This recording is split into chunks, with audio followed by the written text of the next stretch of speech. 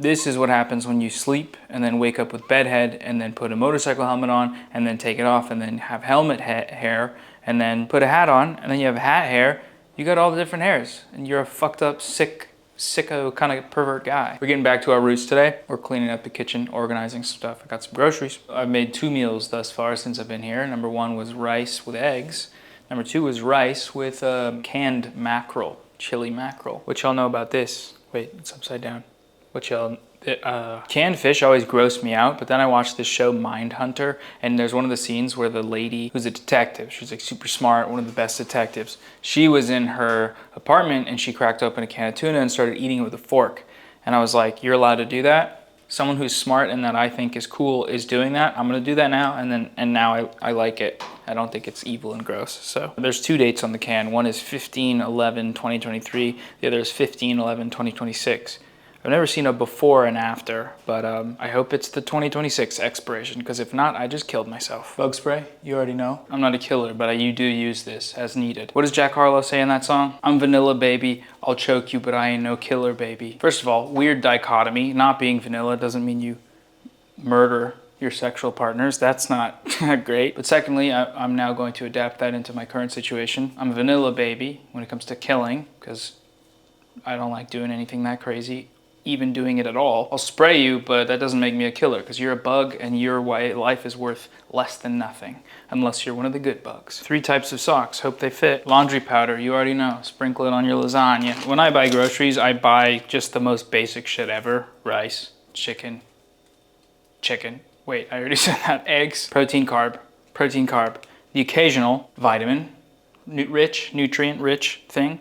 It's not that many, it's a banana, or it's a tiny banana, but like fruits and vegetables, you know, some mixture of those things. And because of that, it makes it so that I actually don't really want to eat all that often. I don't have delicious, beautiful meals in my fridge, so I can probably chill, just have some water. And that's fasting, right? That's not anorexia necessarily, it's fasting. Because the alternative for me is binge eating, and I'll do that shit, man. I'll go crazy, brother. I used to, when I lived in Orange County, almost every night, hit the 7-Eleven on the corner, get 2 Caramello Cadbury chocolate bars, 1 bag of Rips, the sour candy that you can't rip, well you can, but decent sized bag. And then depending how freakish my work schedule is, a Red Bull, some type of caffeinated drink. Sometimes the Red Bull's for the next morning, but some type of delicious drink, like a root beer or whatnot, or what have you. Now this is at 2 a.m. after a day of just eating stuff, like a normal day of eating. This isn't like, oh, I fasted, I'm so hungry, I need food. It's like literally, all I'll do is put these eggs in a bowl. How come no one ever talks about that? Putting eggs in a bowl. They always say, don't put all your eggs in one basket, but what if I want to put all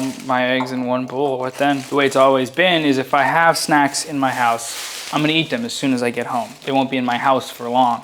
They'll be in my house, then in my stomach, which is technically still in my house, but then they'll go out of my stomach into a different place, and once it's flushed away, that's when they're out of my house. Why don't we save these plastic bags? Like, these are some things I want to try, right? Lay's scallops with white cream sauce and seaweed. I'm pretty sure this is seaweed. 2 fun and interesting flavors to try. And eating 1 bag of those, or even 2, I wouldn't even consider that binge eating. It's just a treat and a snack. But stuff like that is if I have a bunch of different stuff I want to enjoy and I'm binge eating, I can't actually enjoy it. I'm just coating my tongue in the food for dopamine, and then once that goes away, I need more.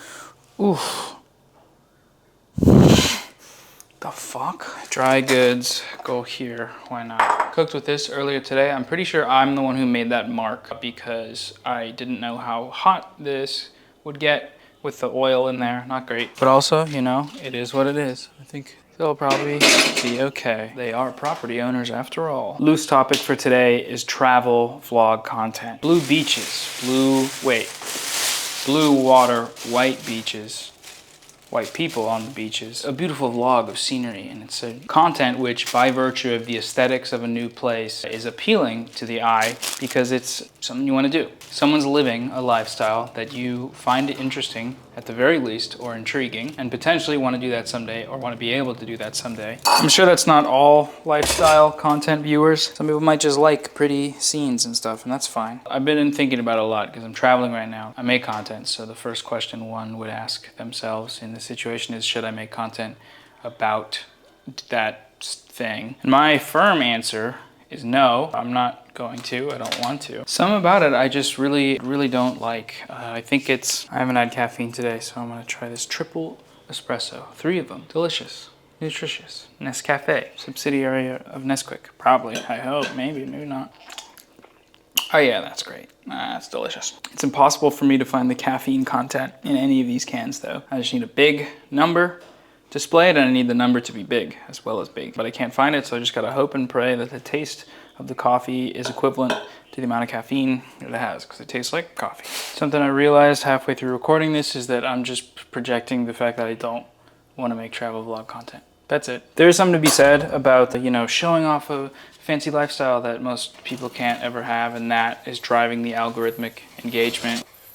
Oh my fucking God, dude. My stomach, dude. What did I eat? I didn't eat anything crazy. I ate normal stuff. I have a tendency to be a giant hater, and sometimes I feel like I'll have what are valid critiques of things, but those things are just, who fucking cares? People watch travel vlog content. They watch it for whatever reasons they want. It's really not that deep. People make money off the content. People that watch the content like it. That's that. I think that pretty much could summarize my entire internet presence, is just chill the fuck out, leave people alone. That's when I'm thinking about it more cynically, I guess. But also, maybe you have those types of thoughts I'm talking about when it comes to content that shows a consumption utopia. Whether that consumption is cool products, the unboxing of said cool products, I like those a lot, or the consumption of flight tickets and cool resort stays. I don't know if that's the same thing as consumption. It's just like showing some cool shit. I know for most of my life I'd watch stuff like that and be like, oh, that's pretty cool, but it's also just not something I will do. Probably not something I will do, not something I can do at this time. I've ruled it out as a possibility of something in my life. It doesn't make it insidious or something. That doesn't mean that people making it are like, oh, I can't wait to flex on everybody, make them so jealous of my life. Oh, I have deeply rooted emotional issues. Some of them probably are like that, but most of them, probably not, right? You don't have to interpret content that way, right? But I think a lot of us do. A lot of us see cool shit and think, I want it. I want that. Cool lives, cool things. I want it, we say. This video, I'm pretty sure, is getting scrapped because I have no fucking idea what I'm talking about. But, that's okay, sure. When my medication is done working, it's actually kind of incredible how much trouble I have forming thoughts. Let's just breathe, finish our task, and then call it a day. I don't know if you guys can see this, but the sink has got a lot of good chunks in it. Full thingy, full chunky. Worst part of dishes by far. But I'm feeling so brave. Lately I've been doing it with no gloves. It's still pretty gross to me, but it's also like I'm getting used to just not putting those things on and off because you just wash your hands real good, My workstation for the month is a bit messy, so we're gonna clean it up and chat, whether you like it or not. Ultimately, I think there's a big factor as to whether or not travel content is cringe, and that's just how it's done, There's a sliding scale of interesting to vacuous, of displays of alienated wealth and expensive experiences, and engagement with local culture or what have you. My first week here would have looked like the latter. I was spending time with family that lives here. I'm a quarter Thai. If you didn't know, I've probably talked about it. I went and visited my grandpa's house. He lives on land with a couple houses that he built, sort of cabins and different things. It's very rural, middle of the woods, even more so than where I'm at right now. I had never been before. It was a big part of the reason that I came out here. And 5 minutes after I booked the flight here, my dad called me telling me that he had died. My dad didn't die, my grandpa did. His name was Cam Fawn, he went by Sam. I never knew him, my dad barely knew him. He only recently reconnected with us on Facebook in the last 10 years. Dude, we can't tell this story, right? I got a little distracted there. I'm not gonna go into that story, I'll do a separate video on that maybe. About the family lore and sings, but what I was trying to say was that for that first few days, my sister, her fiance and I toured around the rural Thailand area, rural eastern Thailand, which tourist destinations and stuff. It's like, go to the north, go to the middle, where Bangkok is, go to the south. You don't see east put in the guides, and it's a bummer, because it's a very interesting, very rural place with lots of great food and lots of cool people, kind of like my great aunt and my other my great step-grandma, basically. Product placement, selling this in the main channel, colon boom. My stepdad recommended that I read Jack Kerouac, because I've never read him, and I randomly found this book at a bookstore here in Thailand, in Chiang Mai. And it's a story about a guy that goes, after he has his wonderful, successful book, he goes kind of insane and then doesn't work for 3 years and does alcoholism, and then eventually goes on a retreat. This story is about when he goes out in the cabin of the woods for 6 weeks to try and figure his life out. And it was interesting timing, because that's literally kind of what I'm doing right now. He goes insane, he goes double insane, but maybe I won't. Who knows? One can hope, one can pray. If I would have been recording that trip those first few days, that's the type of content that I think would be interesting to cover. Not just because it's a totally different side of Thailand than what you see in kind of like Western YouTuber presentations of this place as, paradise or beautiful, crazy cities and et cetera, but mainly because we had translators. We had my step-grandma and my great aunt, and they are fluent in Thai and English. And I learned as much of the language as I could before I got here, but that amounted to like 5 to 7 phrases that you use at like a restaurant or at a market. But actually being able to have translated conversations without the use of an app. The apps are cool. I haven't really used them that much, but they seem cool. But being able to do that was, it was to me quite interesting. And again, it's all relative, it's all subjective. I say it's interesting because I'm interested in other people who are interested in other things. I've been holding this for like an hour. But personal preferencingly, I think that's the only way I would do it. Granted, it might be a cool thing to try and have a version of that content, to try and create something that's different to sort of counterbalance the surface level or exploitative or sometimes, freakish content that Westerners make about Thailand, because there's no shortage of that. I really probably should have revealed earlier that I am actually related to people here. I have family and I'm Thai, because there is a lot of weird stuff going on with white dudes from America visiting here, or just white dudes from the West. That's definitely probably worthy of a video, because when I was researching just like what to do in this place, videos started popping up of some weird shit. Top 10 submissive and breedable Thai wife tips. How to make your exploitative, coercive sexual exchanges even more exploitative and coercive. How to barter with sex workers who are already being paid a tenth of which you can actually afford to and what you would pay back home. Just deeply sicko shit. And I haven't really seen anybody talking about it. It's like Passport Bros. There's videos on Passport Bros. But I haven't seen anyone talk about the pipeline of travel content, basic travel content, to that freak zone. And it's definitely there. Okay, desk is pretty much clean, and hopefully that adds a nice well-rounded ending to the video, because as it was for sure a miss. It was just complete blah, blah, blah, blah, blah, blah, blah. And not in a fun way. To me, it was not in a fun way. I think it's gonna cut to me now talking about anxiety randomly and caffeine addiction. Sit through it if you want, I don't care, live your life.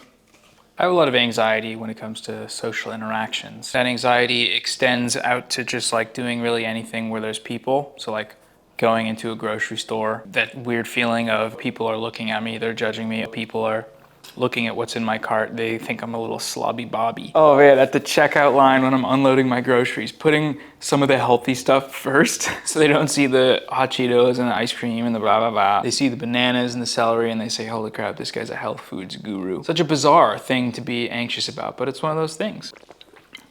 I did want to do a video about caffeine addiction. That's another one of those addictions that's like, addiction's a pretty heavy word for it. It is addiction, but it's like, there's a certain connotation to that word that goes beyond, oh yeah, I spend $5 a day on this thing and I get a headache if I don't have it. And then if I wait 2 weeks, the headache goes away, which is not good and normal and healthy by any means, but it's also, just do that shit. I don't know. Just get over your addiction problems. Everyone can do it. But the angle would be how I think there's so many delicious energy drinks, and how the energy drink market, and coffee to an extent, but the energy drink specifically is like booming in the wake of 0 calorie, healthy, high caffeine dosage drinks. So there's a consumption element to talking about it, but then there's also like a medical, like ADHD element, because I, like many others before I was medicated for ADHD, used caffeine kind of profusely because it does help, it's a stimulant. But now that I am medicated, my caffeine habits remain the same, which is definitely, you're not supposed to really mix those things. And I don't go nutty with it like I would, you know, like 5 16-ounce sugar-free Red Bulls a day. That's actually way too much money. I don't think I ever did that. It was more so 3 or 4 Celsiuses, which is still not cheap, but Red Bulls are super expensive for like 16-ounce ones. That's a lot of money. I was considering while in my time in the cabin in the woods doing a caffeine reset. Maybe I will still, maybe not, but I did get a headache today and that's why I'm drinking this. I want to develop healthy habits, but I can't do 9 of them at once. That's just, you know, that's pushing it really. Not that caffeine is inherently unhealthy, using in moderation. And as a caveat king, they always make me do caveats. I go, please don't get mad at me, please don't get mad at me, please don't get mad at me, please. I'm gonna cut the video here because I literally have nothing I want to talk about, but I did my chores and you saw it, so do your chores if you want. I don't care, but thanks for watching. See ya.